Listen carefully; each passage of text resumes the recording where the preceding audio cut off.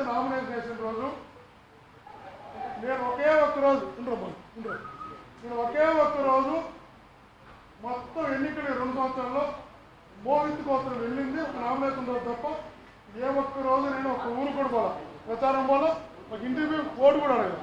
వాడు ఇస్తే వాడే కష్టపడాలా, వాడే ప్రజలు నమ్మకం సంపాదించుకొని తెలుసుకోవాలనుకున్నా. తండ్రిగా ఒక నామినేషన్ రోజే నేను పోయినాను. కానీ ఆ రోజు నేను క్యాబినెట్ హోదాలో ఉన్నాను. ఆ రోజు నాకు ఒక్క వైఎస్ఆర్సీపీ వాళ్ళు లేరు. ఇక్కడ నామినేషన్ బయటికి పోతున్నాను. ఎంత 1 గంట 2 నిమిషాలు పోయినా 1 గంట 10 నిమిషాలు బయటకు వచ్చాను. 15 నిమిషాల లోపల ఇచ్చేసి వచ్చేసాను. అంతే ఏం జరిగింది బయట తెలియదు. బయట కారెక్కి వెళ్ళిపోతా అంటే ఆ రోజు నా మీద దాడి చేశాను. ఒకటే అడుగుతుంది, నా మీద ఎలా దాడి చేశారు? రాళ్ళతో కొట్టారు, కర్రలతో కొట్టారు. రికార్డు అవసరం లేదు, కర్రలతో కొట్టారు. నా కారు మీద దాడి చేస్తూనే ఉన్నారు. ఆ రోజు ఒకటే డ్రైవర్ చెప్పా, అరే నువ్వు కానీ ఆపావంటే కాదు, నేను దిగాల. నేను దిగితే నా మీద రాయబడినా కర్రతో కొట్టినా నాకు 4+4 గన్మెన్స్ ఉన్నారు. ఈ గన్మెన్ ఫైర్ చేస్తే అమాయకులు ఇబ్బంది పడతారు. నాకు అవమానం అనిపించింది. కొట్టినా కూడా ఎవరికి ఇబ్బంది కాకుండా మనం వెళ్ళిపోదామని చెప్పి ఇంటి దాకా ఆపుకుండా వచ్చేసాను. కాదు కొట్టాను, నాకు ఎవరున్నారు లేదు. సో నా మీద ఎలా చేస్తా చూడండి, పెట్టాను ఫోన్ పెట్టాను. నాకు ఏం సంబంధం, జస్ట్ మామూలు పోతున్నాను. దాన్ని ఒక వయసు చూపించి ఎలా చూపించాను.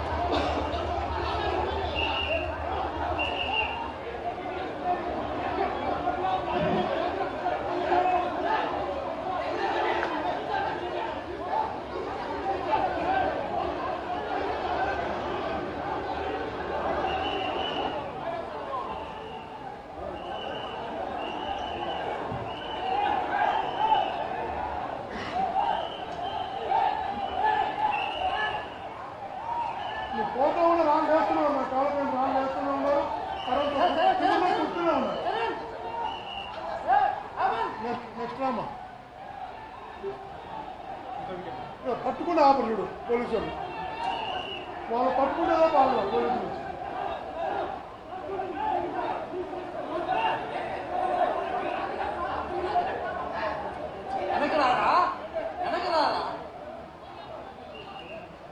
ఇది జరిగింది కదా, ఇది ఆపం సార్. అంటే నా మీద దాడి జరిగిన నేను క్యాబినెట్ హోదాలో ఉన్నాను. నేను ఎన్నికలు ఎక్కడ రాలేదు, ఎవరు నాకు మాట అనలేదు, బయట నాకు సంబంధం లేదు, అక్కడ మీద నేను చిన్న కామెంట్ కూడా చేయలేదు. నా కొడుకు నామినేషన్కి వచ్చి నేను కారులో వెళ్ళిపోతుంటే తాగేసి చిత్తూరు నుంచి వచ్చి తిరుపతి ఎక్కడెక్కడికో వాళ్ళు వచ్చి మీరే నా ప్లేస్లో కారులో కూర్చొని అంటే మీరు కారు దిగుంటారా చెప్పు.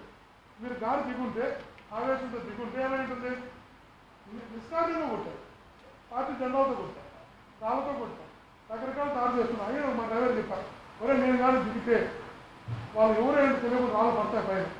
ఒకసారి రాళ్ళు నా పైన పడితే, కర్ర నా పైన పడితే నాకు కోర్టు వేసుకున్న గన్మెన్స్ హైయెస్ట్ భద్రతలో నేను ఉన్నా. వాళ్ళు ఫైర్ చేస్తే సామాన్లు బలైపోతారు. కొద్ది మన గొడవలు. దేవుడు ఉన్నాడు, భగవంతుడు చూసుకుంటాడు. ఇంటిదా కాకపోతాడు కాలం పెరుగుతుంది. అయిపోయింది కదా.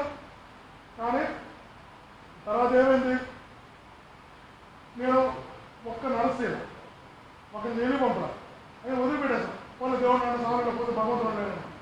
తర్వాత కూర్చోవారిపల్లికి వచ్చారు. కూర్చోవారిపల్లి పెట్టినా, కూర్చోవారిపల్లి పెట్టి అది ఉంది, అది కూర్చోవారిపల్లి ఉంది కదా, ఇదే పెట్టి కొంత పెట్టారు. కూర్చోవారిపల్లి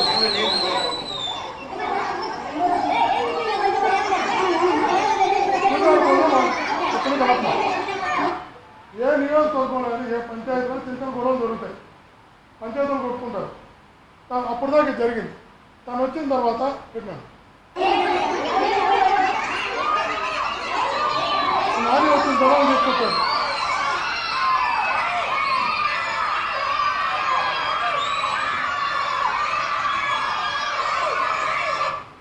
పెట్టాడు. 2 కార్లు దగ్గర పెట్టారు, ఒక ఇల్లు దగ్గర పెట్టారు. చూడండి, మా మోహిత్ కార్లు 2 కార్లు దగ్గర పెట్టారు. తర్వాత ఒక కారు పగలు కొట్టారు. 2 కార్లు తగలు పెట్టారు. ఒక కారు పగలు కొట్టారు. అతను ఇల్లు దగ్గర పెట్టారు. ఇదొకటి కాకుండా మీకు ఈరోజు చెప్తున్నా, వాడు 20 సంవత్సరాల పిల్లాడు ఉన్నాడు, కావలికి రెడ్డి. వాడు 20 సంవత్సరాల పిల్లాడు. మోహిత్ పాటు కారులో పోయాడు. వాడు మర్మాంగలపై తన్నాడు. కానీ నాన్నగారి కారులో దిగి తన మర్మాంగలపై తన్నాడు. చిన్నపిల్లాడు తల్లి కింద కూడా అమ్మ నడుస్తుంటే మళ్ళా కొట్టాడు. మోహిత్ ఎప్పుడైతే దాడి జరుగుతుందో మోహిత్ని తప్పించారు. ఎక్కడి నుంచి ఆ గన్మెన్ ఇస్తున్నట్టు గన్మెన్ వచ్చి మోహిత్ని తప్పించి ఇలా ప్రెస్ మీట్లో ఒకటి ఉంటే దాన్ని ఎక్కించి కార్యక్రమంలో పక్కన పంపిస్తే మనం పంపించేసి ఈశ్వరుడు గన్మెన్ తీసుకెళ్ళి ఇంట్లో కట్టేసుకుంటారు. సరే, దేవుడు ఉన్నాడు, కొట్టారు. వేరుని 20 సంవత్సరాలు ఎక్సర్విస్మెన్గా ఉన్నాడు. 20 సంవత్సరాలు ఎక్సర్విస్మెన్గా ఉన్నాడు. వచ్చి మోహిత్ పిఆర్ఓగా ఉన్నాడు. అతను తీసుకెళ్ళి చొప్పులతో విపరీతంగా కనీసం 15 నిమిషాలు చొప్పులతో కొట్టారు. అతను చెప్పాడు, నెక్స్ట్ సర్వీస్ చొప్పులతో కొడుతూనే ఉన్నాడు. కొట్టలేదని చెప్పి వాళ్ళ ప్రమాణం చేయమని చెప్పండి, చొప్పులతో కొట్టలేదు. ఎక్సర్విస్మెన్ తీసుకెళ్ళి మోహిత్ కాలం ఇంకా ఉన్నాడు. అతను చొప్పులకి రివర్ తీసుకెళ్ళి ఆడగొట్టి కొట్టాలని తీసుకెళ్ళి కొట్టాలని చొప్పులతో కొట్టారు. ఎందుకు కొడుతున్నాడు తెలియదు చొప్పులతో. ఇంకో పిల్లోడు ఉంటే ఆ పిల్లడు పాస్ పోసారు. ఆ పిల్లడికి పాస్ పోసి కొట్టారు. ఏం చెప్పాలి నేను? మీరు చెప్పండి, 5 సంవత్సరాలు నేను ఎప్పుడైనా ఒక చిన్న గొడవ చేశానా? ప్రెస్ మీట్ కూడా కామెంట్ చేశానా? ఒక జోలికి వచ్చాను నేను ఎప్పుడైనా? నా బతికేది నేను బతుకుంటాను. పాస్ పోసి కొట్టారు. పాస్ పోసారు. ఒకనేమో బర్మాన్లో పెట్టి వెళ్తారు, ఒకనేమో హెచ్చరికలు చెప్పులతో కొడతారు, గన్మెన్ ఏమో తీసుకెళ్ళి కట్టేసి కొడతారు. ఏం మాట్లాడు నువ్వు? అయిపోయింది. అయినా కూడా ఒక నరస్థిలా వదిలేసి పట్టించుకోవడం ఏమన్నా కర్మలు పోతారు, వదిలేమని. తర్వాత ఏమైంది, ఇల్లు దగ్గర పెట్టారు, పోతే పోయింది. తర్వాత రామ ఇంకో దానికి ఇది మనం చూద్దాం. వాళ్ళు గొడవ ఇది బాను, ఇది గొడవ అన్నారు. ఇది మీరు చూడాలి, జాగ్రత్త, స్లో చేయమని ఆఫ్ చేయి. ఈ పక్క నడిచి వస్తున్నాడు చూసారా? మీరు చూడండి ఒకసారి. ఆ పక్క కారు ఇంకా డబుల్ సీట్ పక్కన నడిచి వస్తున్నాడు, నడిచి గుర్తుందా? ఆ పిల్లడు బాను, నాని కారులో ఉన్నాడు. ఆ పిల్లడు పక్కన కారు వెనక నడిచి వస్తున్నాడు. నేను సీట్ కూడా రికార్డ్ అయింది. అంటే నాని కారులో ఉన్నప్పుడు ఆ బాను కొట్టాలంటే ఎవరిని కొట్టాలి? నాని కొట్టాలి. పోయి నడుచుకుంటూ వస్తున్నాడు పక్కనే. అది కూడా చెప్తున్నాను. పెట్టినా నడుచుకుంటూ వెళ్ళిపోతాడు పక్కకి. ఇప్పుడు నాని దిగాడు. నాని దిగితే కారును కొట్టాడు, పైకి వెళ్ళిపోయినాడు. వెళ్ళిపోయిన బాను వాళ్ళు పట్టుకొచ్చారు వెనక్కి. గన్మెన్ మీద పట్టుకొచ్చాడు. చూడండి మీరు.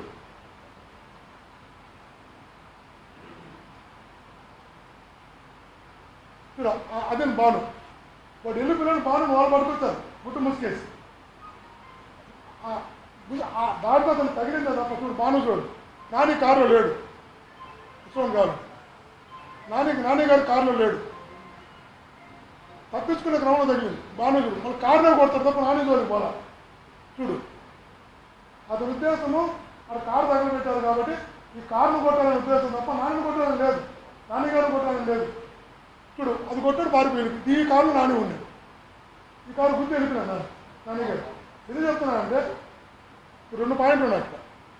అతను నిజంగా దాడి చేయాలనుకో నాని ముందు నుంచే వచ్చాడు. నాని కాడ దాడి చేయి వెళ్ళిపోయినాడు, నడుచుకుంటూ వస్తున్నాడు, వెళ్ళిపోయాడు. అతను నీళ్ళు పట్టుకొచ్చారు అక్కడి నుంచి, తప్పించుకునే క్రమంలో జరిగింది. నాని నడిచిపోతున్నాడు. ఈ పిల్లాడు చూడు, నాని దిగుతాను పరిగెత్తి వెనక్కి వెళ్ళిపోయాడు. నాని గారు వెళ్ళిపోయిన కారణం కొట్టాడు.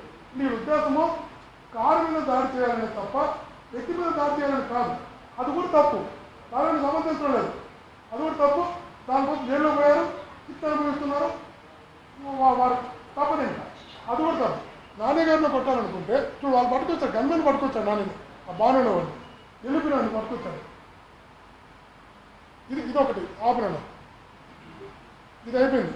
ఇది అయిపోయిన తర్వాత ఏం చెప్పారు, నాకు దాడి జరిగిపోయింది, నాకు బాగా దెబ్బలు తగిలినాయి, హాస్పిటల్ బాగయ్యాను, నాని గారు చాలా చెప్పారు. మీకు వాస్తవం జడ్జిమెంట్ ఏమైనా కానీ లేదు. ఇప్పుడు అతను విమర్శించాలనో తప్పు పట్టాలని నా ఉద్దేశం కూడా కాదు. కానీ వాస్తవాలను చెప్పకపోతే ఈ ప్రపంచానికి తెలియదు. ఇప్పుడు తను చూడండి, తను పెట్టుకో, ఇది జరిగింది కదా. ఇది జరిగిన తర్వాత అంతా వెళ్ళిపోయాడు. నాని వేరే కారులో ముందుకు వచ్చేసాడు. పిల్లలు రాళ్ళు తీసి కారులో వేస్తున్నారు. చూడు, నాని చెప్తున్నాడు రాళ్ళు కారులో వేయడం. ఇది వెరీ యాక్టివ్, మీరు గమనించండి. అతను ఎక్కాడు, లేకపోతే తట్టలు అనుకున్నాడు. అతను యాక్టివ్గా ఉండాలి కూడా చూడండి, జాగ్రత్తగా గమనించండి అతను ఎంత యాక్టివ్గా ఉంది. ఒకసారి మీరు గమనించండి, వాస్తవాలు గమనించండి. చూడండి, బాగా నడుస్తున్నాడా. జరిగిన తర్వాత అక్కడికి వెళ్ళాడు లోపలికి, ఎవరికో ఫోన్లు చేస్తున్నాడు, ఎవరికో వాళ్ళ భార్య వచ్చింది. అట్లా చూస్తున్నాడు, ఎంత యాక్టివ్, వెరీ యాక్టివ్. చూడండి, నడుచుకుంటూ పోతున్నాడా, ఫోన్ చేసుకుంటూ.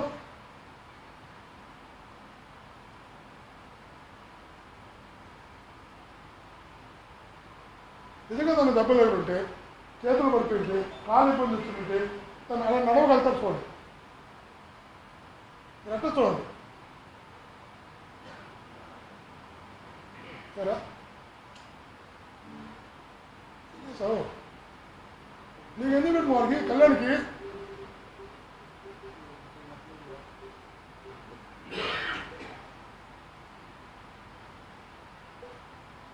వాళ్ళకి ఇచ్చే చూడండి, నడుచుకుంటూ ముందు పోతున్నాడు కదా, అదే నడుకొస్తాడు. చూడండి, మళ్ళీ ఎంత యాక్టివ్గా ఉన్నాడు. చూడండి, చూడు, యాక్టివ్గా నడుచుకుంటూ వస్తున్నాడు. ముందర చూడండి, నడుచుకుంటూ పోతున్నాడా. తర్వాత అట్టే చూడండి, సౌండ్ పెట్టు. అతను ఎంత యాక్టివ్గా ఉన్నాడు. చూడండి, అతను దెబ్బలు కానీ రక్తం నలగడం కానీ గాయం ఉండి చూపెట్టండి.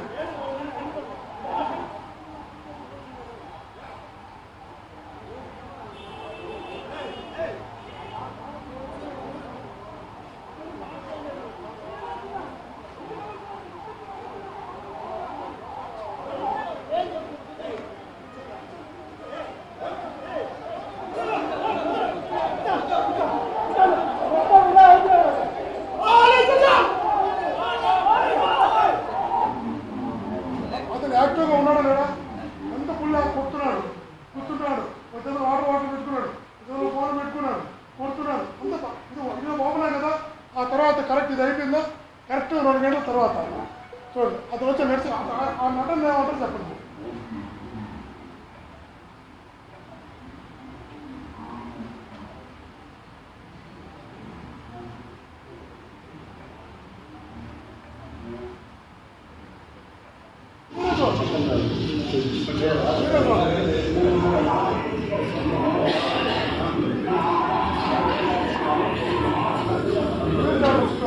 ఎందుకు రావడం లేదు, కోపం రావడం లేదు. మీరే చూడండి, మీరు మొబైల్ తెలియాలి కూడా.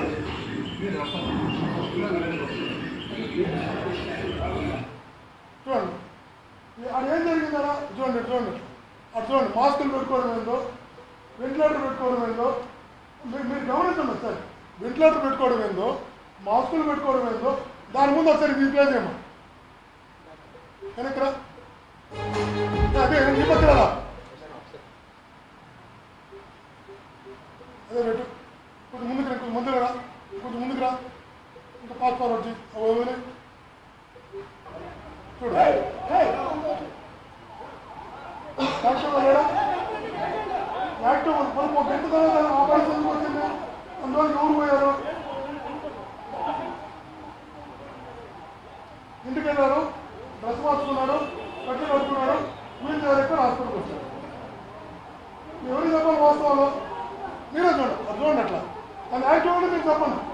మీరు జడ్జిమెంట్ ఇస్తారు పెద్దవాళ్ళు పత్రికలు కదా చూడండి.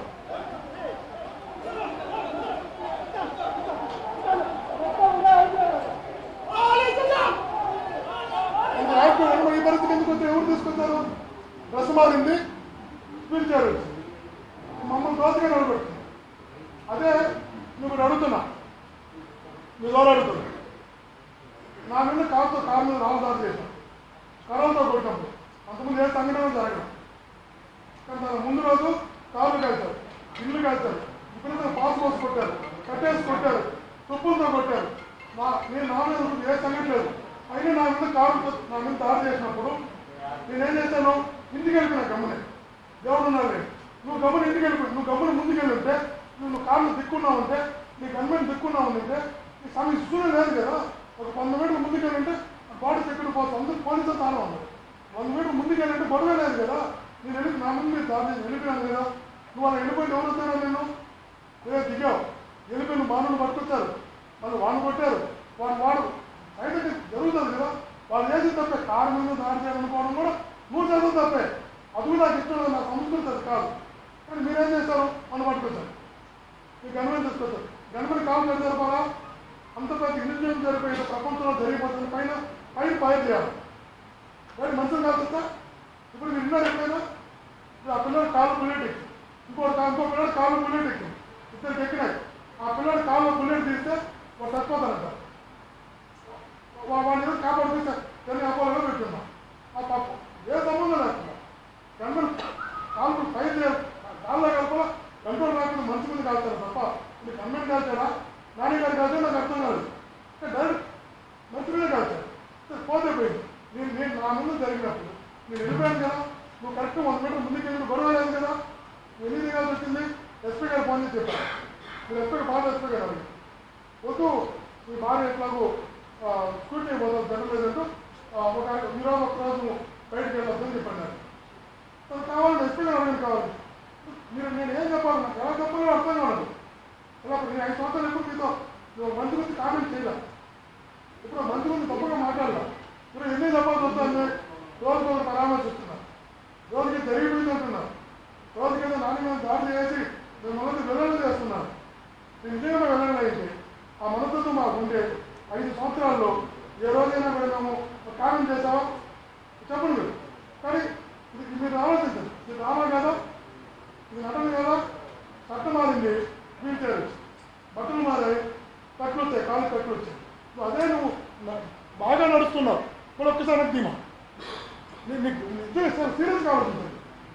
అది నడిచేది చూపించమ్మా, నడిచేది చూపించు. ఈ పక్క వదిలే, అదే చూపించు, అదే పెట్టు, కొంచెం ముందు పెట్టు. అటు బాగా నడుస్తున్నాడు ముందర, అటు చూడండి నడిచిపోతున్నాడా, అట్టే చూడండి మీరు బాగా నడుస్తున్నాడా. గొడవ జరిగిన తర్వాత మీరు చూశారు కదా. మరి ఈ వెళ్తారు ఎందుకు వచ్చింది? ఈ కట్లు ఎందుకు వచ్చినాయి? హాస్పిటల్ వెంటిలేటర్స్ ఎందుకు వచ్చినాయి? నీకు అంత జరుగుంటే మీ చట్టం రక్తం మారుతుందా? నాకు అర్థం కాదు, ఏం చెప్పండి. సరే ఈయన టైపు వాళ్ళ వైపు మీరు వచ్చారు చూడండి, ఒకటైతే మేము సమాధానం చెప్పండి. ఈరోజు నిజంగా కూడా నాకు ఒక వ్యక్తిని తప్పట్టాలనో ఒక వ్యక్తిని విమర్శించాలనో నిజంగా కూడా నా ఉద్దేశం అయితే 100% కాదు. కానీ ఒక అవాస్తవము అనవసరంగా ప్రతిరోజు జనంలోకి వెళ్తుంటే తప్పనిసరి పరిస్థితుల్లో మిమ్మల్ని అందరినీ ఇబ్బంది పెట్టడం జరిగింది పిలిపించి ఈ సమయంలో. నేను మనసారా చెప్తున్నా, మనస్ఫూర్తి చెప్తున్నా, నా ఉద్దేశం ఎట్టి పరిస్థితుల్లోనూ ఒక మనిషిని తప్పుపట్టడమో విమర్శించడమో నా లక్ష్యం కాదు, నా ఆలోచన కాదు. నేను తప్పనిసరి పరిస్థితి వాస్తవం కనీసం చెప్పే ప్రయత్నం కూడా చేయకపోతే చంద్రగిరికి ఉన్నటువంటి నియోజకవర్గం, ఇది తిరుపతి పుణ్యక్షేత్రంలో ఉన్న నియోజకవర్గం, ప్రపంచానికంతా ఇక్కడేదో జరిగిపోతుంది నువ్వు ఒక మెసేజ్ వెళ్ళడం మంచిది కాదు, ఆ మెసేజ్ వెళ్ళకూడదు, నిజంగా అంతగా ఏమీ ఇక్కడ జరగలేదు, మనం అనవసరంగా పెద్దదిగా చేసి తిరుపతిని చంద్రగిరిని ఈ పుణ్యక్షేత్రాన్ని మనము ఒక రాంగ్ మెసేజ్ వైపు వెళుతుందేమో, వెళ్ళకుండా ఒక వాస్తవాన్ని చెప్పాలనే ప్రయత్నమే తప్ప మళ్ళా చెప్తున్నా, ఒక విమర్శించాలనో తప్పుపట్టాలన్న ఆలోచన కాదు, నా లక్ష్యం అది కూడా కాదు. మీరు చెప్తున్నా, మనస్ఫూర్తి చెప్తున్నా, చదువుకున్నాను. నేను సామాజిక శాస్త్రంలో మాస్టర్ చేసినవాడిని, అదే సామాజిక శాస్త్రంలో డాక్టరేట్ పొందినవాడిని, న్యాయశాస్త్రంలో పట్టా పొందినవాడిని. ఇంత చదువుకున్నాన్ని నేను హుందాగా వ్యవహరించకపోతే కరెక్ట్ కూడా కాదని నాకు తెలుసు. హుందాగా ఉండడానికి ప్రయత్నం చేస్తాను. అదే రకంగా గుండెల నిండా దైవభక్తి నింపుకున్న వాడిని తప్పు చేయాలనో తప్పుడు మార్గం ఎన్నుకోవాలనో నిజంగా నేను అనుకోను. నాకు కర్మ సిద్ధాంతం నమ్ముతా, పాపభీతి నమ్ముతా. ఒక మనిషిని నేను అనవసరంగా నిష్కారణంగా ఒక విమర్శ చేసినా కూడా అది భగవంతుడు శిక్షిస్తాడని నమ్మేవాడిని. ఒక మనిషిపై దాడులా కాదు, ఇబ్బంది పెట్టడం కాదు, అనవసరంగా ఒక మనిషిని కామెంట్ చేసినా కూడా భగవంతుడు శిక్షిస్తాడు, భగవంతుడు గమనిస్తుంటాడని బలంగా నమ్మేటటువంటి కర్మ సిద్ధాంతం నమ్మే వ్యక్తి. నిజంగా కూడా చెప్తున్నా, మీకు దానికి ఎగ్జాంపుల్ కూడా చెప్తాను. ఈ 5 సంవత్సరాలలో నన్ను ఎన్ని మాటలు అని ఉంటారో మీరే సాక్షి. ఎన్ని ఆరోపణలు చేసి ఉంటారు, ఎన్ని విమర్శలు చేస్తుంటారు. ఎంత నిజంగా కూడా అంత అవమానకరంగా నన్ను మాట్లాడినా కూడా ఏ ఒక్క రోజైనా ఒక్క మాట అయినా నేను విమర్శించుంటే తిరిగి మీరే సాక్షి. చెప్పండి, 12 రోజులు మాట్లాడమని చెప్పండి. నేను ఏ రోజుకి చిన్న విమర్శ కూడా ఎవరిని కూడా చేయలేను. అదే రకంగా నేను నిజంగా ఉందాగానే ఉన్నానని చెప్పి మీ ద్వారా గర్వంగా చెప్తున్నా. చివరికి 6 రోజుల పాటు లోకేష్ గారు పాదయాత్ర చేస్తే కూడా కాన్ఫరెన్స్లోకి ఎంత గౌరవంగా వచ్చాడో ఎండింగ్ 6 రోజు కూడా అంత గౌరవంగా బయటకు వెళ్ళేలాగా ఉందాగా చంద్రగిరి నియోజకవర్గంలో వ్యవహరించాలని తప్ప ఎప్పుడు చిన్న ఒక కామెంట్ కూడా తన పైన చేయాలి. అవాంతరం కాదు తన పాదయాత్రలో. అదే భువనేశ్వరి గారు, శ్రీమతి చంద్రబాబు గారు ఇక్కడికి వచ్చినప్పుడు కూడా 3-4 రోజులు ఇక్కడ ఉంటే 3-4 రోజులు అధికారులు కూడా చెప్పి ఈ నియోజకవర్గానికి కోడలుగా వచ్చింది, వెళ్ళేంత వరకు గౌరవంగా చూసుకోవాలని చెప్పారు. చివరికి వరదలు వచ్చి చంద్రబాబు గారు రాయలసీమకు వచ్చినప్పుడు గౌరవంగా లేచి నమస్కరించాలే తప్ప నేను కామెంట్ కూడా చేయలేదు. మీరే సాక్ష్యం. మీరు ఈరోజు చెప్పడం లేదు, నేను గౌరవంగానే ఉందాగానే వ్యవహరిస్తున్నాను. మీరు చెప్పండి, 5 సంవత్సరాల్లో భాస్కర్ రెడ్డి అనే వ్యక్తి వాళ్ళని ప్రెస్ మీట్ పెట్టి నాని గారిని కానీ శ్రీమతి నాని గారిని కానీ నేను ఎప్పుడు నాకు మాట్లాడితే చెప్పండి. నేను ఎప్పుడు అలా నా పని ఏదో నేను చేసుకుంటూ పోతున్నా, నా లక్ష్యం ఏదో, నా బాధ్యతలు ఏదో, నా బాధ్యతల వైపు నేను పరిగెడుతున్నా. అదే రకంగా విమర్శ చేయడం కాదు. 5 సంవత్సరాల్లో శ్రీమతి నాని గారు కానీ వాళ్ళ నాని గారు కానీ వాళ్ళ కుటుంబ సభ్యులపైన ఎప్పుడైనా ఒక చిన్న కేసు 5 సంవత్సరాలు నమోదైంది చెప్పండి. ఎప్పుడైనా నమోదు చెప్పండి. 5 సంవత్సరాల్లో ఒక చిన్న కేసు నమోదైంది చెప్పండి. నా ఉద్దేశం అది కూడా కాదు. చివరికి నాన్నగారే స్వయంగా నా సొంత బామార్తను కొట్టాడు పాకాల్లో. ఎవరైనా మీరు ఆలోచన చేయండి, నా సొంత బామార్తిని మా భార్యకి అన్నను కొడితే మా జనరల్గా భార్యకి అన్నం కొట్టినప్పుడు భార్య జనరల్ ఒప్పుకోదు. నా భార్యని కన్విన్స్ చేసుకున్న ఉద్దే బాబాని పాసగలు మనకు వద్దు వాడు పాపాలను పోతాడు వద్దని చెప్పి వదిలేడు. నాన్నగారు కొట్టలేదని చెప్పని నా బామార్తను కొట్టలేదు, పబ్లిక్లో కొట్టాడు. కొట్టా కూడా నేనేం చెప్పాను మా భార్య కూడా, భార్య ఆవేశపడుతున్నా వద్దే బాబు నా మాటనే పోతే పోయింది కర్మ, కొట్టాడు, కారణం లేకుండా కొట్టాడు, కేసు కూడా లేదు. తను ఒకరోజు స్టేషన్ కూడా పిలిపించినాను, కొట్టలేదు. నేను చిన్న కామెంట్ కూడా చేయలేదు తను నా బామార్తను కొడితే కూడా. అదే రకంగా మీకు చెప్తున్నా, ఆర్టీఓ ఆఫీస్ మీద నా మీద నిష్కారణంగా కర్రలతో రాళ్లతో దాడి చేసినా కూడా, నా కొడుకు నామినేషన్ రోజు ఇల్లు వస్తుంటే దాడి చేసినా కూడా నేను తిరిగి ప్రతి దాడి చేయడం కానీ ప్రెస్ మీట్ పెట్టి కామెంట్ చేయడం కానీ నేను ఒక్కసారి కూడా చేయను. అవమానాన్ని భరించాను తప్ప చిన్న చేయలేం. తనకు బ్రహ్మాండమైనటువంటి క్వారీలు ఉన్నాయి. మేము మీ ద్వారా అడుగుతున్నాం, ఈ 5 సంవత్సరాల్లో పెద్ద క్వారీలు రన్ అవుతున్నాయి, చిత్తూరులో రన్ అవుతున్నాయి. ఒక రోజు కాదు, 1 గంట ఎప్పుడైనా క్వారీ మూసారని చెప్పండి. నిజంగానే ప్రతీకారం పోవాలనుకుంటే ఎలక్షన్ ముందు అతను చేసినట్టు నా మీద ఎక్కి నిర్వహించారు, చాలా చేశారు. అప్పుడు అయినా తన గవర్నమెంట్ వచ్చిన తర్వాత 1 రోజు కాదు 1 గంట తన క్వారీ మూసుంటే చెప్పండి. ఒక్కసారి తన క్వారీ పైన జనరల్గా విజిట్ చేస్తే అధికారులు ఆ రోజు నా దృష్టికి వాళ్ళ బంధువుల ద్వారా వస్తే నేను అధికారులు చెప్పినటువంటి మాట నేను ప్రమాణంగా చెప్తున్నా, బై గాడ్ చెప్తున్నా, నేను చెప్పినటువంటి మాట, నాని గారు అనే వ్యక్తి నాకు రాజకీయ ప్రత్యర్థి తప్ప నా శత్రువు కాదు. రాజకీయాలు వేరు, వ్యాపారం వేరు. వ్యాపారంలో దెబ్బ కొట్టడం అంటే కడుపు కొట్టడం, కడుపు కొడితే పాపం, ఆ పాపం నాకు వద్దంటే అధికారం అన్నాడు ఆ రోజు. ఒకసారి భగవంతుతో మాట్లాడంటే క్వశ్చనే లేదు. నిజంగా చెప్తున్నా, అతను కారు ఒక గంట మూసినావు నేను అంగీకరిస్తున్నా. కడుపు కొడితే ఆ పాపం పై గాడ్ చెప్తున్నా, ఆ పాపం నాకు వద్దనే చెప్పాను. ఒక గంట కారు మూసినా అతను కడుపుకి కొట్టినట్టు అవుతుంది, నేను చేయకూడదని చెప్పాను. నేను ఎక్కడ కూడా 5 సంవత్సరాల్లో ఒక వ్యక్తిని చిన్న చెంప మీద కొట్టింటూ చూపించాను చూద్దాం. ఒక మనిషిని కామెంట్ చేస్తుంటూ చూపించండి చూద్దాం. వాళ్ళకి ఒక్కరిపైన, వాళ్ళ కుటుంబ సభ్యులు ఒక్కరిపైన ఒక కేసు ఉంటూ చూపించండి చూద్దాం. ఇంతకన్నా ఉందాగా నేను ఎలా ఉండాలి? నాకు అర్థం కాకుండా ఉంది. నాకు నేను ఎలా ఉన్నా ఉందాగా? నాకు ఉద్యమాలు తెలియదా? నేను ఉద్యమాల నుంచి రాలేదా? నేనేమన్నా అమెరికా నుంచి రాత్రి దిగాను? నేనేమన్నా నేను కింద నుంచి వచ్చినాను, ఈ కష్టాలు చూసిన వాడిని. నా మీద 88 కేసులు పెట్టారు. ఒకటి అడుగుతుంది, చాలా ఇల్లీగలు చాలా చేశాడు, ఎన్ని చేయకూడదు అన్ని ఆరోపణలు చేశారు. నేను అడుగుతున్నా, నిజంగా ఇల్లీగల్ వ్యాపారాలు ఒక్కటి చేస్తుంటే చంద్రబాబు గారు 5 సంవత్సరాలు ముఖ్యమంత్రిగా ఉన్నప్పుడు, నేను అంత యాక్టివ్గా వైఎస్ఆర్సీపీలో ఉన్నప్పుడు చంద్రబాబు గారు ఇల్లీగల్ యాక్టివిటీ చేస్తుంటే నన్ను వదులుంటాడా? నన్ను జైలుకి పంపుండా? కేసులు పెట్టుండా?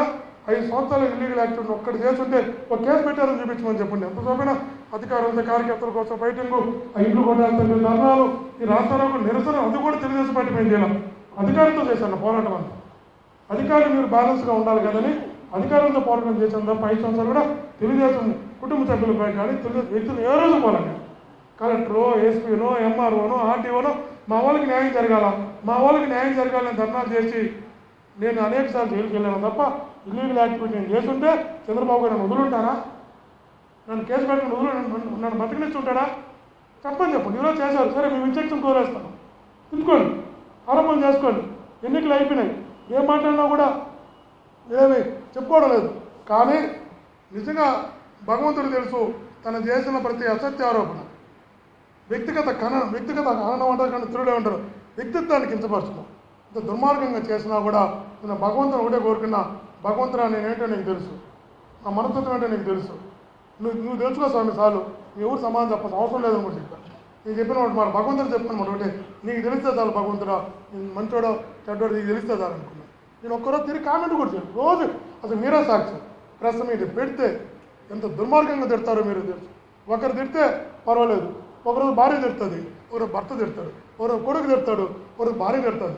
నేను అడుగుతాను, ఈరోజు 5 సంవత్సరాలు వైఎస్ఆర్ కాంగ్రెస్ పార్టీలో చంద్రగిరి నియోజకవర్గంలో ఒక్క కార్యకర్త ప్రెస్ మీట్ పెట్టండి చెప్పండి చూద్దాం. ఒక వ్యక్తి, నేనే కాదు, మా ఎంపీలు ఉన్నారు, మా జెడ్పీడీసీలు ఉన్నారు, మా నాయకులు ఉన్నారు, ఒక్క వ్యక్తి 5 సంవత్సరాల్లో ప్రెస్ మీట్ పెట్టి ఒక వ్యక్తిని కామెంట్ చేస్తుంటే చెప్పండి. నియోజకవర్గంలో ప్రతి ఒక్కరు డిసిప్లిన్గా ఉన్నాను. మనకు అందరూ చేయగలిగినంత మంచిగా చేద్దాం తప్ప ఒకరిని మనం కించపరచకూడదు, ఒకరి వ్యక్తిత్వాన్ని మనం తప్పు పట్టకూడదు. మన పనులు చాలా ఉన్నాయి, ప్రజలు చేయాల్సి అనుకున్నాం తప్ప నేనే కాదు నియోజకవర్గంలో ఒక కార్యకర్త కూడా ప్రెస్ మీట్ పెట్టలేదు, ఒక వ్యక్తిని మేము క్రిటిసైజ్ చేయలేదు. ఎందుకు బాధ్యతగా ఉన్నాం, ఉండాలనుకున్నాం, ధర్మం అనుకున్నాం కూడా. ఈరోజు మళ్ళీ మీ ద్వారా చెప్తున్నాం మీకు, ఈరోజు 175 మంది ఎమ్మెల్యేలు ఉన్నారు. 175 మంది ఎమ్మెల్యేల భార్యలు ప్రచారం చేస్తారు, భార్య భర్త ప్రచారం చేస్తారు. కానీ చాలామంది చిత్తూరు జిల్లాలో, మన తిరుపతి జిల్లా, చిత్తూరు జిల్లా తీసుకో, ప్రచారం భార్య చేసి ముందుకెళ్తుంది తప్ప భర్త ఒకరోజు, భార్య ఒకరోజు. పాపం నాకు తెలియదు కానీ శ్రీమతి నాని గారు వాడు ఎదవ గుర్తుందా, వాడు రాసుకెళ్ళి ఇటు అంటుంటే, ఆడమర్చి అంటుంటే నేను ఏం మాట్లాడాలా? మీరు వీడియోలు చూపిస్తుంది, వాడు వీడు రాసుకెళ్ళి ఎదవ ఇట్లా తిడుతుంటే ఎందుకు భరించాలా? మిమ్మల్ని ఒక మాట అన్నానా? మిమ్మల్ని ఇబ్బంది పెట్టానా? ఇప్పుడు కేసులు పెట్టామా? మీ జోలికి వచ్చామా? మిమ్మల్ని ఏమన్నా ఏం లేనప్పుడు అతను దుర్మార్గంగా చెప్తారు నాని గారు. శ్రీమతి నాని గారు ఏమో తను కూడా చాలా, నేను ఎప్పుడు మీరే సాక్షి, నా లైఫ్లో ఎప్పుడు కూడా ఆడమంచి నేను కామెంట్ కూడా చేయను. చదువుకున్న రోజుల్లో కూడా నేను రాడికల్ వామపక్ష భావాలు పెరిగినాడుగా నేను ఎప్పుడు కూడా ఒక ఆడమనిషిని ఎప్పుడు నా జీవితంలో చిన్న కామెంట్ కూడా చేయలేను. తప్పుగా కాదు, చూడడం కాదు, కామెంట్ కూడా చేయలేను. ఆడమనిషి అంటే అంత గౌరవించాను నేను. మాకు ఆడమనిషి వాడు వీడు ఎదవాన్ని తిడుతుంటే నేను ఏం చేయాలా? మీరు ఆలోచన చేయండి ఒకసారి. ఇంకోటి అంటారు, మీరు చూశారు అప్పుడు దాకా ఎలా ఉన్నారు? సంఘటన జరిగింది. సంఘటన జరిగిన తర్వాత తనకు హుషారుగా ఉన్నాడు, ఎంత యాక్టివ్గా ఉన్నాడు, ఎంత యాక్టివ్గా నడిచాడో మీరే సాక్షి. జరిగిన తర్వాత కరెక్ట్ 2 అవర్స్ తర్వాత ఇంటికి వెళ్ళారు, డ్రెస్ మారింది, వీల్ చైర్ ఎక్కారు, కాళ్ళు కట్టుకట్టారు, చేతులు కట్టుకట్టారు, వీల్ చైర్ మోసుకొని వచ్చారు. అరే జరిగిన 2 గంటలకు ఏం జరుగుతుంది అక్కడ? అది నాకు కాదని చెప్పన్న వీడియో అంత యాక్టివ్గా ఉన్న వీడియో నాకు కాదని చెప్పండి 2 years 2 hours కంతా ఈ పరిస్థితి ఎందుకు వచ్చింది? దీనివల్ల ఏమైంది? కొన్ని అధికారులు బలైపోయారు, ఉద్యోగస్తులు బలైపోయారు, నిద్రలేని రాత్రులు గడుపుతున్నారు. ఎవరిని ఎప్పుడు ఏం జరుగుతుందో అంటే ఒక వ్యక్తి తన ప్రచారం రావడం కోసం, ఒక వ్యక్తి తన ప్రచారాన్ని పెంచుకోవడం కోసం, ఒక వ్యక్తి తన పేరుని జనాలకు తీసుకెళ్ళడం కోసం ఆడినటువంటి ఒక చిన్న నాటకం ఈరోజు ఏ పరిస్థితి వచ్చింది? ఎవరు మనశాంతి రాకుండా బతుకుతున్నారు, ఉద్యోగస్తులు, పబ్లిక్ కూడా ఏం జరుగుతుంది తెలియకుండా.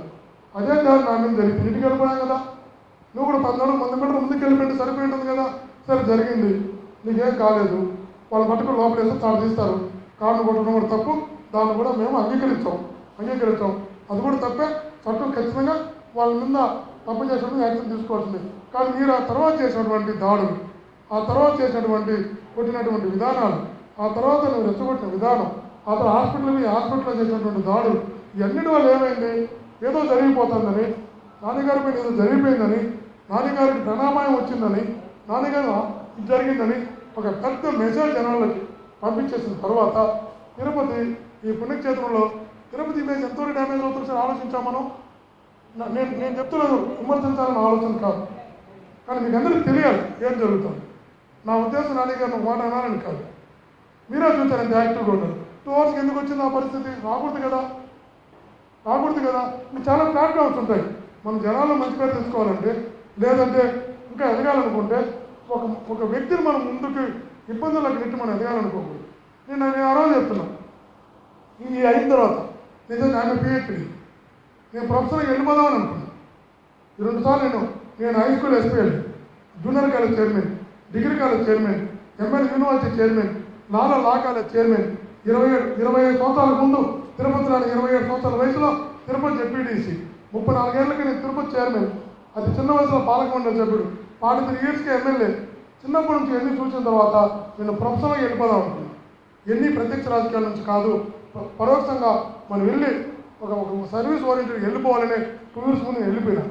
ఆ రోజు నా కొడుకు ఎందుకు తీసుకొచ్చామంటే కాన్షియస్తో భావోద్వేగ సంబంధం ఏర్పడింది, నాకు ఎమోషనల్ బాండింగ్ దగ్గర సంబంధం ఏర్పడింది. నా కొడుకు కూడా ఆ రోజు వాడికి పెద్ద ఇంట్రెస్ట్ కూడా లేదు, నాకు నిజంగా లేదు వాడికి ఇంట్రెస్ట్. మా ఇంట్లో చాలా రోజులు ఆర్గ్యుమెంట్ కూడా జరిగింది ఆ రోజు. వాడు నాకు వద్దు అని, ఎందుకంటే వాడు హై స్కూల్ ఎడ్యుకేషన్ అంతా కూడా చెన్నై వేలాంగంలో చదివాడు, ఇంటర్మీడియట్ అంతా కూడా అండర్ గ్రాడ్యుయేషన్ అంతా కూడా సింగపూర్లో చదివాడు, మాస్టర్స్ వచ్చి లండన్లో ప్రపంచం టాప్ 10 యూనివర్సిటీలో ఒకటి వార్మిక్ యూనివర్సిటీ డిస్టెన్స్లో పాస్ అయ్యాడు. నేను బిజినెస్కి వెళ్ళిపోతా, బ్యాంకింగ్ అండ్ అకౌంటింగ్ మార్కెటింగ్ వెళ్ళిపోతా, నాకు బిజినెస్లోకి వెళ్ళిపోతాను అన్నప్పుడు మరి మీకు చెప్పినటువంటి మాట, మనకి నియోజకవర్గానికి భావోద్వేగ బంధం ఉంది, ఇప్పుడు అది వెళ్ళిపోవడం కరెక్ట్ కాదు. నేను ఎట్లా ప్రొఫెషనల్గా వెళ్ళిపోదాం అనుకున్నా, నేను ప్రొఫెషనల్గా వెళ్ళిపోయినప్పుడు ఎవరో ఒకరు కాన్ఫిడెన్స్తో ఉండాలని అతను పెట్టడం జరిగింది. ఆ రోజు ఈరోజు కూడా చెప్తున్నాం, అతను అంటున్నారు దాడులు చేస్తున్నాం, ఇది చేస్తున్నాం. సరే, మా లక్ష్యమే వేరు, మా ఆలోచనలే వేరు, నాకున్న బాధ్యతలే వేరు.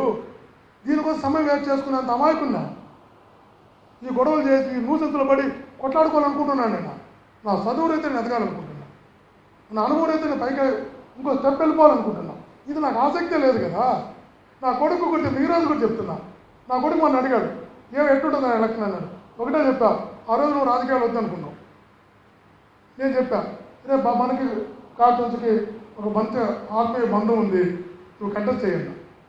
నువ్వు కానీ ఓడావా, నీకు నచ్చిన ప్రొఫెషన్ అనుకుని నువ్వు లైఫ్లో సెటిల్ అవుతావు. నువ్వు గెలిచావా, చిన్న వయసులో ప్రజల్ని అంగీకరిస్తారు, జీవితాంత ప్రజలతో ఉండు. నీకు 2 మార్గాలు. నా కొడుకు చెప్పినటువంటి మాట నీ క్లారిటీగా చెప్తా. నువ్వు ఓడావా, నీ వెళ్ళి నీకు నచ్చినటువంటి ప్రొఫెషన్ అనుకొని నీ చదువును ఉపయోగించుకుని ఒక మంచి ఇండస్ట్రీస్గా బిజినెస్ మ్యాన్గా డెవలప్ అయ్యి నువ్వు గెలిచావా, చిన్న వయసులో ప్రజలు గుర్తించారు, గౌరవించారు, జీవితాంత ప్రజలతో ఉండిపో. నీకు 2 ఆప్షన్స్ అన్నా. ఇంత క్లారిటీగా ఉన్నాను. ఓడితే దాని భవిష్యత్తు ఏందో చెప్పా, గెలిస్తే దాని భవిష్యత్తు ఏందో చెప్పా. ఇంత క్లారిటీగా మేము ఉన్నప్పుడు ఒక వ్యక్తితో దాడి చేయాల్సిన అవసరం మాకెందుకు? దాడులు చేసి ప్రచారం మాకు అవసరం, వ్యక్తిగత చేస్తాం మాకు ఎవరి పైన ఉంది? వ్యక్తిగత చేస్తాం మా పైన ఉంటే, వ్యక్తిగతంగా అంత టార్గెట్ చేయాలనుకుంటే 5 సంవత్సరాలు నేను ఇంపార్టెంట్ మ్యాన్ కదా పార్టీలో, ముఖ్యమంత్రి గారి సన్నిహితంలో నేను కూడా ఒకనే కదా. ఇంత అధికారం నా చేతిలో ఉన్నప్పుడు 5 సంవత్సరాల్లో ఒక వ్యక్తిని చిన్న ఇబ్బంది పెట్టుంటే చెప్పండి, ఎందుకు చేయాలి? నేను ఆ ఫీల్డ్ మాకు అవసరం లేదు కూడా. నేను అంటే చెప్తున్నా, నేను కష్టాన్ని నమ్ముకున్నాను, దేవుణ్ణి నమ్ముకున్నాను. మా గురువు చెప్పాడు, రే కష్టాన్ని దేవుణ్ణి నమ్ముకుంటే ఎప్పుడు చెడిపోరు రా అన్నాడు. ఈరోజు అదే నమ్ముతాను. కష్టాన్ని దేవుని నమ్ముకున్నాడు ఎప్పుడు ప్రపంచంలో చెడిపోడరా, తాత్కాలిక ఇబ్బందులు రావచ్చు తప్ప జీవితంలో ఎప్పుడు చెడిపోవాలంటాడు. నేను కష్టాన్ని దేవుని నమ్ముకొని బతికేవాడిని. కష్టాన్ని దేవుని నమ్ముకుని నాకు ఎప్పుడు చెడు జరిగింది నాకు నమ్మకం. నా కూడా క్లియర్గా చెప్పాను. అరే ఓడితే నువ్వు అనుకున్న ప్రొఫెషన్ నిలిపి జీవితంలో సక్సెస్గా రా, గెలిస్తే చిన్న బస్సులు ప్రజలు అంగీకరించారు, ప్రజలతో జీవితాంతం ఉండరా అని చెప్పా. అంత క్లారిటీగా ఉన్నప్పుడు మాకు ఎవరి మీద దేశం రాదు. మీకు ఈరోజు చెప్తున్నా మీకు. కాబట్టి మీరు ఆలోచన ఇంకోటి చెప్తున్నా. నా పంచాయతీ ఉంది. నా పంచాయతీలో 65% పోలింగ్ జరిగింది. వాళ్ళు అడిగారు తెలుగుదేశం పంచాయతీలంతా కూడా 92, 95 రిగ్గింగ్ చేస్తున్నారు, మిగిలిన ఓట్లు వేస్తున్నారు, తుమ్మల ఓట్లు వేద్దామని ఒకటే చెప్పాను. మాత్రం మా కొడుక్కి చెప్పినా, మా ఇంట్లో చెప్పిన బంధువులకి అందరూ వేరే మనం మంచి చేసాం. ఆ మంచి గుర్తు ఎప్పుడు తెలుస్తుందంటే ఎవడు ఓటు వాడిని ఏం ఇస్తాను 60% కానీ 65% కానీ ఎంతలో పోలింగ్ కానీ కౌంటింగ్ చేసిన తర్వాత ప్రజల్లో మనకున్న విలువ ఏంటో తెలియాలి. ప్రజలు మన గురించి ఏమనుకుంటారని తెలియాలి. మంచిగా ఆలోచిస్తా అంటే మంచిగా వస్తుంది. తప్పు చేస్తే ప్రజాభిప్రాయాన్ని మనం ఫీల్ చేసినట్టు అవుతుంది. మనకు వద్దే చెప్పారు. 65% తుమ్మలగుంట పోలింగ్ ఎందుకు అవుతుంది? నిజంగా నేను చేయాలనుకుంటే ఎవరు నిలబడతారు కూతుళ్ళు అక్కడ? మా ఊర్లో ఊరంతా ఒకటిగా ఉన్నప్పుడు 90% ఒకటిగా ఉన్నప్పుడు మేము పోలింగ్ జరిగింది కదా, 65% పోలింగ్ అయింది కదా. 65% పోలింగ్ ఎందుకు అర్థమేమి నేనే చెప్పాను క్లియర్గా. అంటే మనకు వద్దు, మన మీద ప్రజల్లో ఉన్న అభిప్రాయం ఏంటో తెలియాలి అంటే మనం తప్పు చేయకూడదు. ఒక ఓటు కూడా మనం తప్పుగా మార్కులు వేయించకూడదు. ప్రజలు ఓటు వేయని రిజల్ట్ వచ్చిన తర్వాత చూద్దాం ప్రజలు మనకున్న స్థానం ఏంది, ప్రజలు మనం అంటే ఉన్న గౌరవం ఏందో కొంచెం తెలుసుకుందాం ఒకసారి, వదిలేయని చెప్పాను. మీరు ఆలోచించాలి ఒకసారి కూడా. ఆత్మీయులారా, నేను చెప్తాను ఈరోజు కూడా నాన్నగారు కూడా, నా శ్రీమతి నాన్నగారు కూడా, రాజకీయాలు జీవితంలో ఒక భాగమే తప్ప జీవితం ఎప్పుడు రాజకీయం కాదు. రాజకీయం కూడా జీవితంలో చేయాలంటే లీడర్ అనేవాడు ఎప్పుడు యాక్టర్గా ఉండకూడదు. నాయకుడు అనేవాడు ఎప్పుడు తను ఒకసారి చెప్పాడు. చంద్రగిరిలో ధర్నా చేశారు. చంద్రగిరిలో ధర్నా చేస్తూ ఆ రోజు కిరోసం తెచ్చిపెట్టుకోండి, మీరు ఇంట్లో కిరోసం తెచ్చిపెట్టుకొని నన్ను అరెస్ట్ నేను పోసుకుంటా, అరెస్ట్ చేసి ఆత్మహత్య చేసుకుంటానండి. సో అధికారులు కుయ్యమని అడుక్కున్నారు, చేశారు. ఆర్టీ హౌస్కి వచ్చారు, పెట్రోల్ పోసుకోండి ఆర్టీ హౌస్లో. ఏమని నేను పెట్రోల్ పోసుకొని ఓట్లు దొంగ ఓట్లు ఉన్నాయి, నువ్వు సూసైడ్ చేసుకుంటానన్నాడు. ఆ తర్వాత ఎలక్షన్ జరిగేటప్పుడు సాక్షాత్తు లోకేష్ గారు తప్పట్టున్నారు.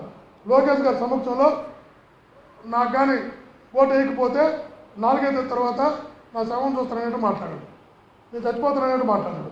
నేను అడుగుతున్నా, తను వీడియోలు పెట్టాడు, వాట్సాప్లో పెట్టారు, చాలామంది చూపించారు. తను ఓటు వేయకపోతే తను ఏదో చేసుకుంటే 4 ఏళ్ళ తర్వాత ఇంకా నేను ఉండను అని చెప్తున్నాడు. ఎమోషనల్గా పబ్లిక్ని ఓటు కోసం ఇలా ఆత్మహత్య చేసుకుంటానంటూ మాట్లాడుతున్నాడు.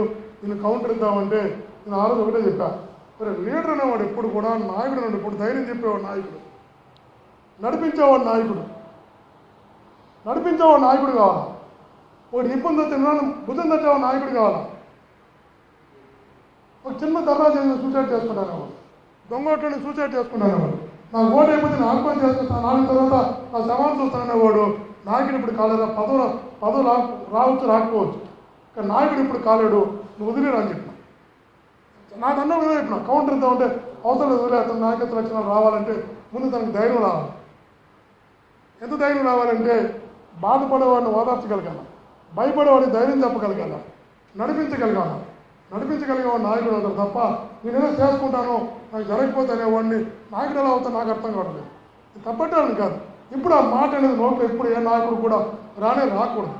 ఒక్కసారి నోట్లో ఒక్కసారి నేనేదో చేసుకుంటా ఆత్మహత్య చేసుకుంటా ప్రతిదానికి అనే వ్యక్తి తన జీవితకాలంలో ఎప్పుడు కూడా, ఈరోజు రాజకీయాలు పక్కన పెడదాం, ఆ మనస్తత్వం తనకు అలవాటు అయిన తర్వాత తనకి ఎప్పుడు తన మీద తనకు నమ్మకం ఉంది. మీరు గుర్తుపెట్టి మీకైనా కూడా నాకైనా కూడా నా బిడ్డలకైనా కూడా చెప్తున్నా, తన మీద తనకు నమ్మకం లేనివాడు ఎప్పుడు ఇలాంటి మాటలు మాట్లాడుతుంది, అది చేసుకుంటే ఇది చేసుకుంటాను. ఇప్పుడు అనకూడదు నాయకుడు అనేవాడు. తనకు కూడా విజ్ఞప్తి చేస్తున్నాను, జీవితంలో ఎప్పుడు కూడా నాన్నగారు కూడా మనస్ఫూర్తిగా విజ్ఞప్తి చేస్తున్నాను, ఎప్పుడు కూడా అలా నువ్వు మాట్లాడినావంటే నీ కింద ఉన్న వాళ్ళకి ముందు ధైర్యం చచ్చిపోతుంది. ఫస్ట్ నీకు పదవులు పక్కన పెడదాం, కింద ఉన్న ధైర్యం చచ్చిపోతే నీకు ముందు ధైర్యం పోతుంది, వాళ్ళ ధైర్యం పోతుంది. ఒక నాకన్నా పెద్దోడు ఆయన నిజంగా ఆయన కూడా చెప్తున్నాను, ఆయన కూడా ఎప్పుడు కూడా అలాంటి మాట్లాడి ఎలక్షన్ ముందు నేను చెప్పుండొచ్చు, కానీ ఆ రోజు ఎందుకు చెప్పలేదంటే నేను కౌంటర్ చెప్పినది కూడా తను 4వ తేదీ తనకు ఓటు వేయకపోతే తను ఓడిపోతే నేను 4వ తేదీ తర్వాత నేను ఉండను అనేటువంటి తన మాట్లాడుతున్నప్పుడు సరే జనాలు అట్లా నమ్మి ఓటేస్తే వేయలేదా వదిలేరా అని వీళ్ళు కౌంటర్ ఇస్తామంటే వద్దని చెప్పాను. మీరు ఎలక్షన్ లేదు, ఎలక్షన్ అయిపోయింది, బ్యాట్ బాల్ స్ట్రాంగ్ రూమ్ వెళ్ళిపోయి ఇప్పుడు చెప్తున్నా, నారాయణ కూడా చెప్తున్నా, ఎప్పుడు కూడా అలాంటి మాటలు మాట్లాడకు. ఒకసారి వాళ్ళ మాట్లాడడం ప్రారంభం చేస్తే భవిష్యత్తులో నీ మీద నీకు నమ్మకం పోయి, నీ నాయకత్వం మీద అవతల వ్యక్తి నమ్మకం పోయి తర్వాత ఒంటరిగా మిగులుతాడు. ఈరోజు తనకు అర్థం కాదు. నా మీద పోరాటాలు చేసినప్పుడు అనేక కేసులు పెట్టారు, సబ్ జైల్లో పెట్టారు, డిస్ట్రిక్ట్ జైల్లో పెట్టారు, సెంట్రల్ జైల్లో పెట్టారు, కడప సెంట్రల్ జైల్లో పెట్టారు, నెల్లూరు సెంట్రల్ జైల్లో పెట్టారు, రాజమండ్రి సెంట్రల్ జైల్లో పెట్టారు, జైల్లో నన్ను కొట్టారు, తమిళనాడు తీసుకెళ్ళి కొట్టారు, పోరాటాలు. కానీ ఏ రోజైనా కూడా మీరే చెప్పండి, నా నోటి నుంచి ఏ రోజైనా కూడా ఇంత దాడులు చేసినా, ఇంత కొట్టినా, నన్ను ఏమి చేసినా నేను బయటకు వచ్చి ఇట్లా నిలబడ్డాను తప్ప ఇంత చేశారు కాబట్టి నేను ఎప్పుడు మాట్లాడే ధైర్యం కూడా నాకు లేదు. ఎందుకంటే అలా మాట్లాడాల్సి వచ్చిన రోజు రాజకీయాలు వదిలేయించుకున్నాను. ఈరోజు చెప్తున్నా, అలా నాకు జరగకపోతే నేను ఏదో చేసుకుంటానని మాట్లాడాల్సిన పరిస్థితి వస్తే నీ పిల్లలకు కూడా చెప్తున్నా, మా నాయకులు కూడా చెప్తున్నా, అలా ఆలోచన వచ్చిన రోజు రాజకీయాలు వదిలేసి భార్య పిల్లలు చుట్టూ సేద్యం చేసుకోండి. నాయకుడు నేను ఇప్పుడు అలా ఉండకూడదు. ఈరోజు నాకే వ్యక్తిగతంగా తన మీద ఏం లేదు, నిజంగా నాకు అవసరం కూడా లేదు, తన మీద కోపం పెంచుకోవాల్సిన అవసరం కూడా లేదు. కానీ మీకు చెప్తున్నా, ఈరోజు మీ ద్వారా చెప్తున్నా, నాన్నగారికి చెప్తున్నా, ఆయనకే చెప్తున్నా, శ్రీమతి నాన్నగారికి కూడా చెప్తున్నా, మాకు ఎవరి మీద వ్యక్తిగత దేశం లేదు, ఎవరి మీద మాకు శత్రుత్వం లేదు. నేను రాజకీయ ప్రత్యర్థిగా నేను చూశానే తప్ప నేను శత్రువుగా ఎప్పుడు నేను చూడలేదు.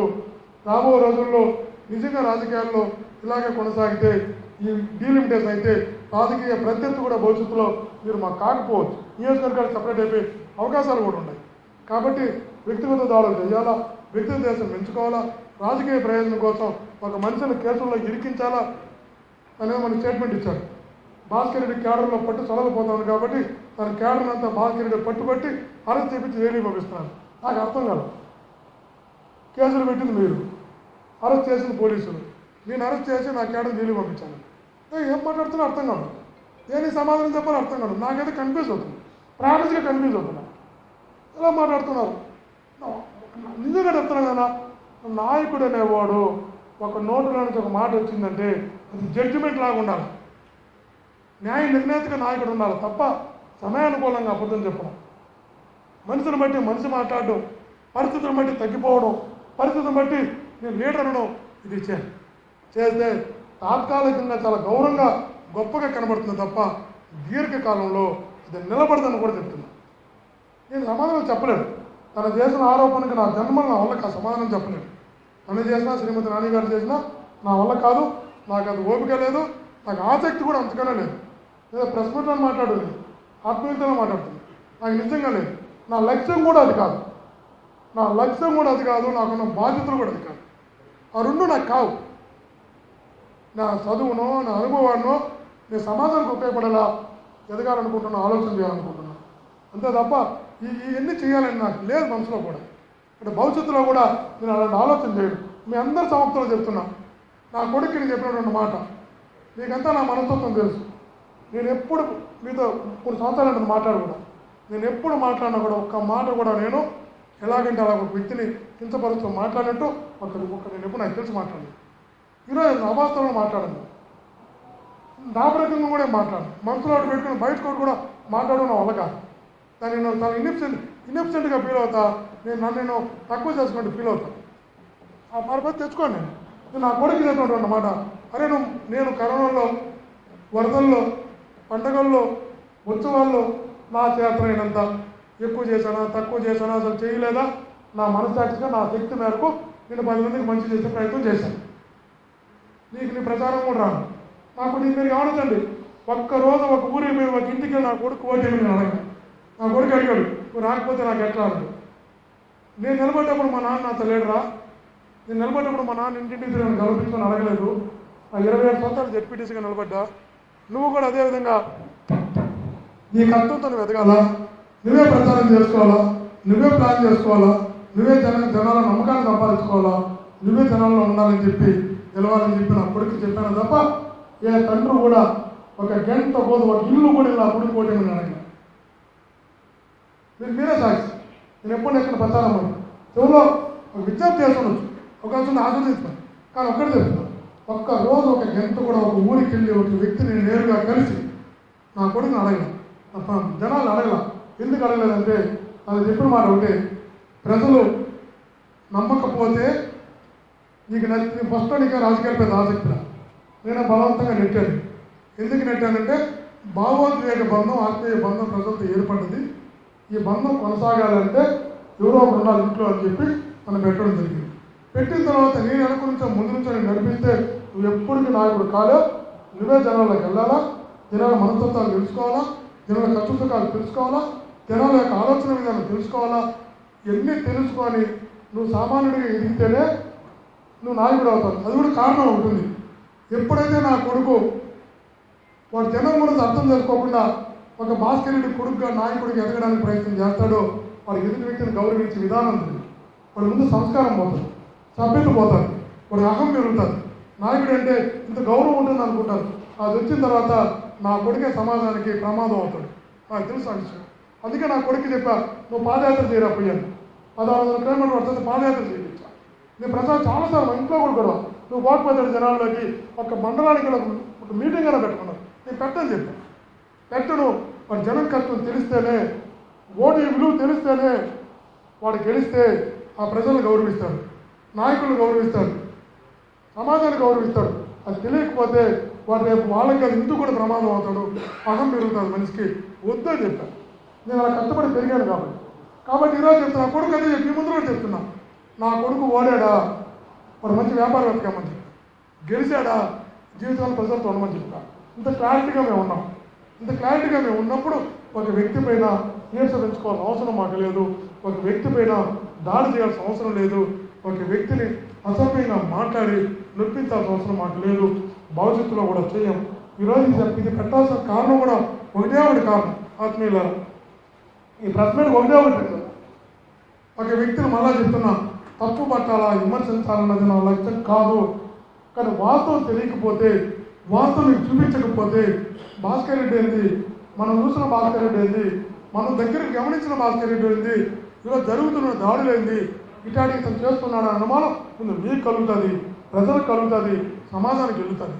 ఇది వెళ్ళకూడదు. కాబట్టి తప్పనిసరి పరిస్థితుల్లో ఈరోజు మీతో ఆత్మీయ పాత్రికేయ మిత్రులతో మాట్లాడవలసి వచ్చిందే తప్ప, వాస్తవాలు చెప్పవలసి వచ్చిందే తప్ప వేరే ఉద్దేశం అది కాదు. రేపు కూడా చెప్తున్నాం, ఒక వ్యక్తిని విమర్శించే వ్యక్తిని కాదు, ఒక వ్యక్తిని నెగిటివ్గా చూసే వ్యక్తిని కాదు. నాకున్న బాధ్యతలు వేరు, నాకున్న లక్ష్యాలు వేరు. నా సమయాన్ని వృధా చేసుకొని బావిలో కప్పలాగా మీరు కొట్లాడుకుంటూ ఉండడానికి నేను సిద్ధంగా లేను. కాబట్టి నాకు ఎవరి మీద ద్వేషం ఉండదు, ఎవరి మీద దాడులకు నేను సపోర్ట్ చేసేవాడిని కాదు, తప్పు చేసిన సంబంధించే వ్యక్తిని అంతకన్నా కాదు. ఏదైనా నాకు తెలియకుండా తప్పులు జరిగితే తను తప్పకపోయినా నేరుగా మీ ద్వారా చెప్తే కూడా నేను సరిదిద్దుకోవడానికి సిద్ధంగా ఉన్నాను. నాకు నిజంగా దాడి జరిగింది అనుకున్నా వెంటనే నేను చెప్పిన మాట ఏంటి తెలుసా మీకు, తన బంధువుకు ఫోన్ చేసి చెప్పాను, నిజంగా నాన్నగారి పైన దాడి జరుగుంటే దాని జరిగింది అనుకున్నాను. నేను కూడా దాడి జరిగింది అంటున్నారు, నేను నాన్నగారి ఇంటికి పలకరించడానికి పరామర్శం సిద్ధంగా ఉన్నా, ఒకసారి తను కనుక్కో, తను రమ్మని చూసి పరామర్శిస్తానికి వెంకటరావు సాక్షిగా చెప్పాను. తన మీద నిజంగా దాడి జరుగుంటే, తన దాడి జరిగింది అంటున్నారు, నిజంగా అప్పుడు నాకు జరగలేదని తెలియదు, దాడి జరిగింది అంటున్నారు, నేను తన ఇంటికి వెళ్ళి పలకరించడానికి పరామర్శం సిద్ధంగా ఉన్నా, నువ్వు వెళ్ళి ఆ ఎండని కనుక్కో, ఆ ఎండకి అభ్యంతరం లేదు అంటే తన ఇంటికి వచ్చి నేను పరామర్శిస్తాను. వెంకటరావు సాక్షి, నేను దేవుణ్ణి నమ్ముతాను, భగవంతుడు సాక్షి తన బంధువుకి చెప్పి పంపించాను. అంటే నా ఉద్దేశం దాడి అయినప్పుడు అలా ఎందుకు ఆలోచిస్తాను. భవిష్యత్తులో కూడా ఎవరిని నేను శత్రువుగా చూడను, భవిష్యత్తులో కూడా ఎవరి మీద దాడులు చేసి ఆనందం పొందాలని అనుకోను, ఎదగాలనుకోను. ఎదిగితే కష్టంతో ఎదగాల, ఎదిగితే భగవంతుని ఆశీస్సులతో ఎదగాల. ఈ రెండు తప్ప వేరే నమ్ముకోలేదు. మళ్ళా మీకు చెప్తున్నా, నా బిడ్డలకి చెప్తున్నా, కష్టాన్ని దేవుని నమ్ముకొని పని చేయాలి తప్ప తప్పుడు మార్గాలు ఎన్నుకుంటే తాత్కాలికంగా ప్రయోజనం కనబడుతుంది తప్ప దీర్ఘంగా నిలవదన్నది నా పిల్లలకు చెప్పిన, నాకున్న మనస్తత్వం కూడా చెప్తున్నా. కాబట్టి భవిష్యత్తులో కూడా ఇంత 5 సంవత్సరాలు ఉందాగా ఉన్నామో భవిష్యత్తులో ఎలాగా ఉంటాం, తప్పగా ఎవరు కూడా అపార్థం చేసుకోవద్దండి. మీ అందరి ద్వారా తెలియజేస్తూ ఆత్మీయ మీ అందరూ కూడా ఈరోజు సాయం సమయాన ఏదైనా ఇబ్బంది పెట్టుంటే క్షమించవలసిందిగా మిమ్మల్ని కోరుతూ నమస్కరిస్తూ సార్.